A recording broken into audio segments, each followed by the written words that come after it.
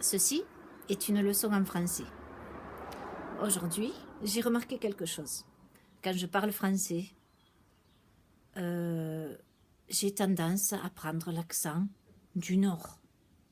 Alors pourquoi? Qu'est-ce qui se passe? Est-ce que c'est une déclinaison naturelle de l'accent du Sud-Ouest qui devient après quelque chose de plus pointu? Alors, la seule personne à qui je parle français régulièrement, c'est moi-même. Et en général, je pense en anglais.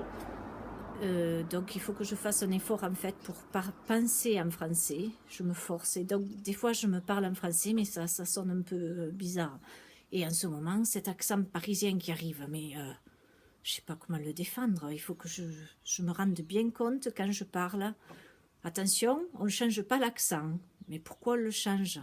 Pourquoi est-ce que les gens du Sud-Ouest, après qu'ils n'aient pas parlé français pendant longtemps, ils perdent leur accent du Sud-Ouest pour adopter quelque chose qui leur est inconnu? Est-ce que c'est parce qu'on entend, le français que j'entends sur YouTube, c'est du français du Nord, tout le temps. Il n'y a personne qui parle avec l'accent du Sud-Ouest ou l'accent du Sud. Et puis, ouais.